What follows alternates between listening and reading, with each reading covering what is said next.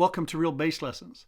Today I want to do a little bit more Motown. I'm going to be taking some licks out of this book here and showing you how to practice and put them together, okay? Here's our groove, and here's our first little Jamerson language. 3, 4.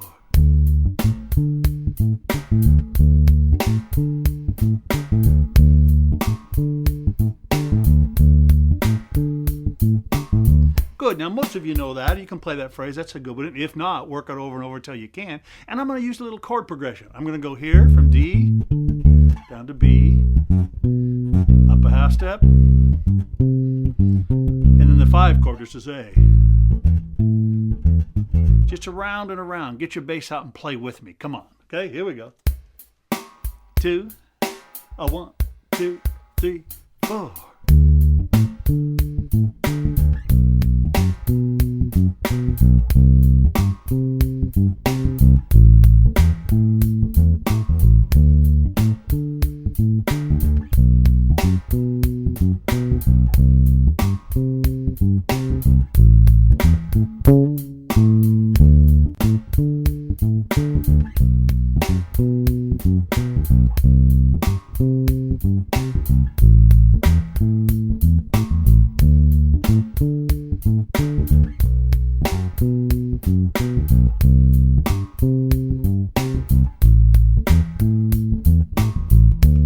Cool. Now that was just 4 times through the lick. You need to play this like 30 times through, or here's what you really do is you set the little thing onto loop and you put your little timer on and you go for like 20 and 30 minutes non-stop. Now, I know people say, Jim, well, it doesn't take me that long to learn it. Well, let's learn it up here. I know you learn it up here real quick. And you say, no, I can play it pretty good after 4 or 5 times through. I understand. What good learning is on the bass is if you can't play it well, you don't know it. You say, well, how well is well? Well, that's so it's just perfect. So if you will do it, let's say 20 minutes nonstop, let me tell you what happens. You start playing it and you're going to get in a groove and you go, man, this is cool. And then you get kind of tired, maybe fingers wise or up here both, and you get kind of sloppy. And then hopefully you can kind of refocus, relax, and just play that little groove and play it over and over. And we're trying to get it inside us. See, learning it in with our brains real quick, learning it with our fingers, it doesn't take too long. Playing it, that's all right, I got it memorized. But now let's do it so much that it soaks in and it becomes part of our language. Boom.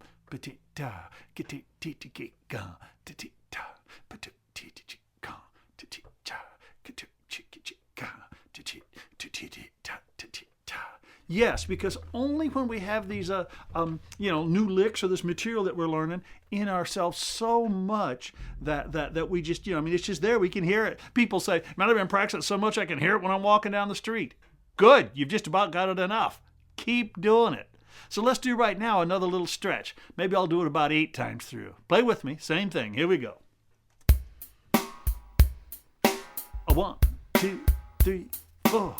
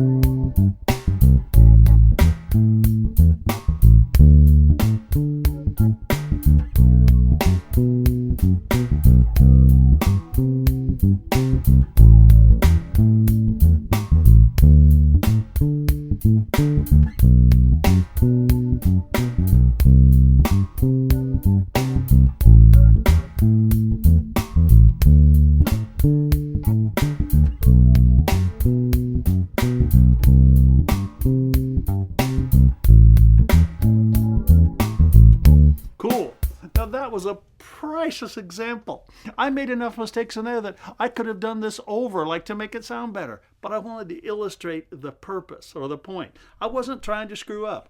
man, like 2 times through, and my mind just started jumping around to other things I want to tell you and things I'm thinking about, and I got really sloppy. I missed some of the notes sloppily. The time was bad. I missed some of the ticky-tunks.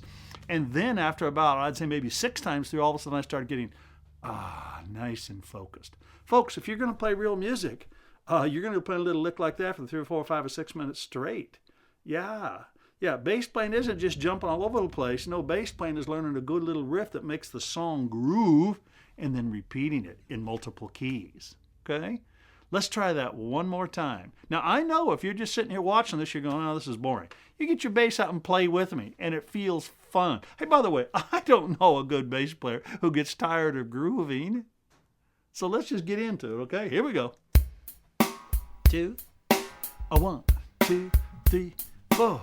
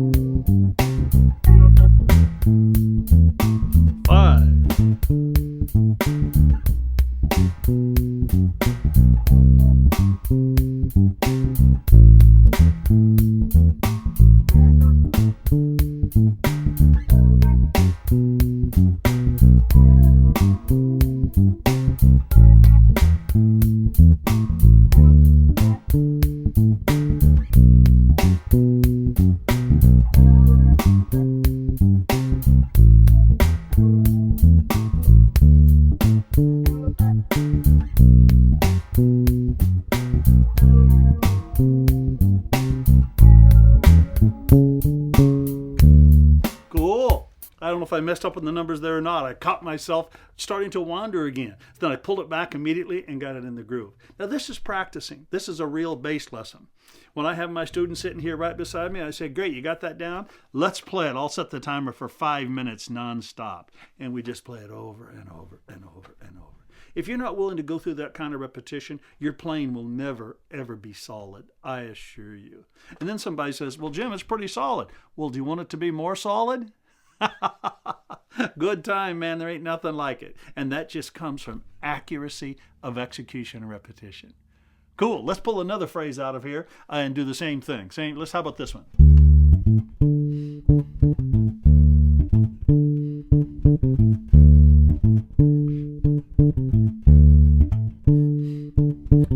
Got it? Let's do that. Here we go.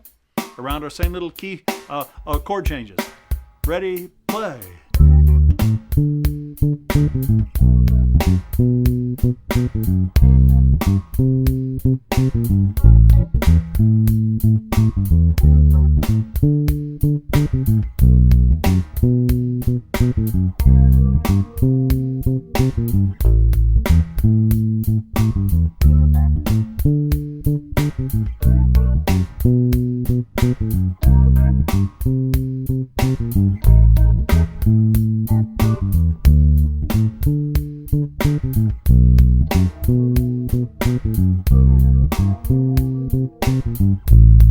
That's finishing 4, 5.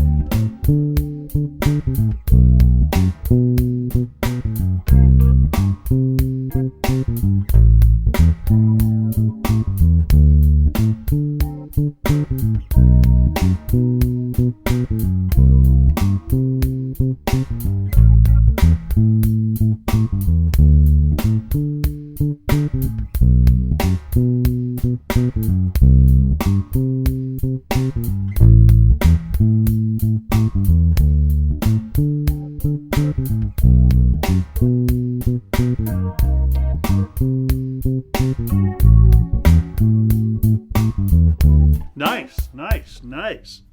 Whew, I'm liking it. By the way, I assume you feel, you're having the same exact feelings as my students do when they sit right beside me. And then as you're getting going, and this is cool, and we get to about 4 times through, and you go, we're not finished? It just feels long. I can tell you a pitfall of people students, people want to learn to play better, is they don't practice, not enough, of course they don't, but they don't practice long enough segments too to make things comfortable, okay? Let's do another one here. How about this one?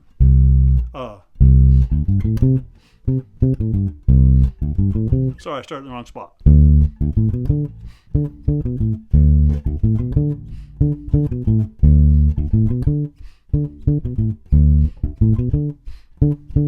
Good, let's do that around our chord progressions. 2, 1, 2, 3, 4.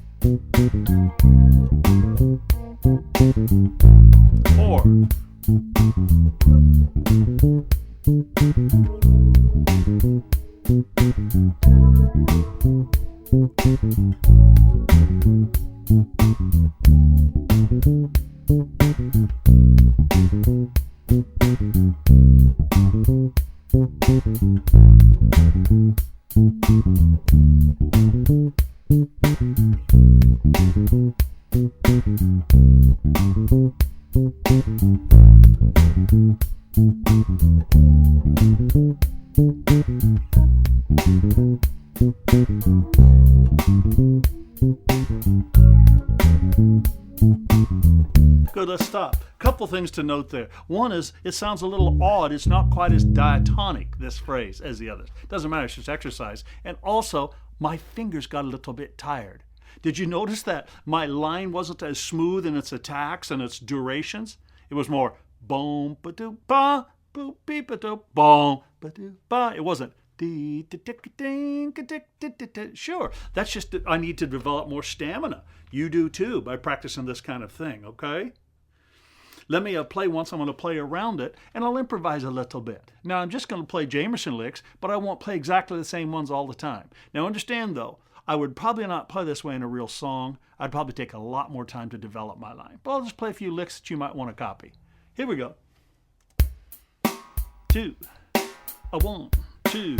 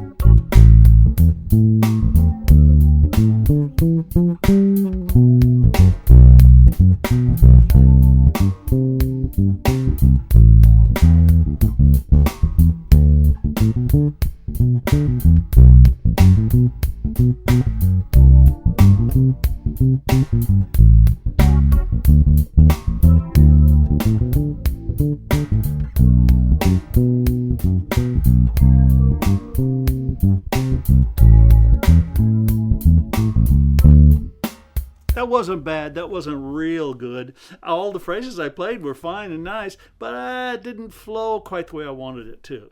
Jamerson creates a whole sort of shape to his song. You know, first he creates little 2-bar shapes and then 4-bar shapes, and he creates 8-bar shapes, which are like the form, and then he sort of develops where he moves and where he moves back to create an overall shape in his entire solo. You only get that by listening to his stuff a lot. Yeah, you want to copy to play it, but more than that, you want to listen to that bass line and just listen to the song and just isolate the bass line, and you'll hear the sort of the way he creates phrases and the way he creates form. Cool. Let's do the one we did first again.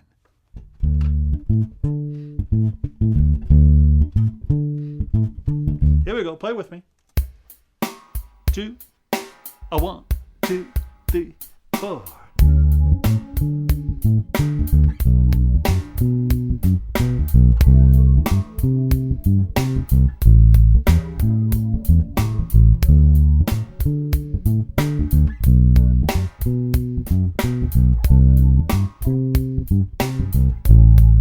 Let's go up a whole step.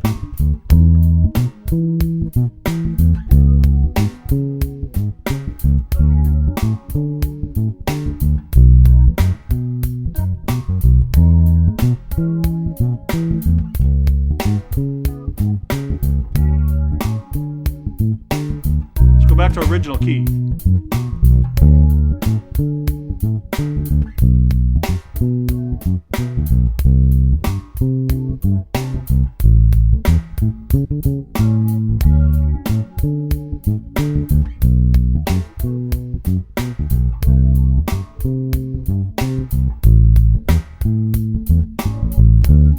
Cool. I hope you can start to recognize here how you should practice. It's not enough to just look at something and go, man, that's cool, and go, hey, I kind of got the fingering. No, if you really want to play better, you got to practice enough until it soaks in, it becomes part of your default language. Okay? So just get after it. Repetition. Play along with me. Some people ask me, where's the play along, Jim? You just saw it. Get your bass out and play with me. Fire it up.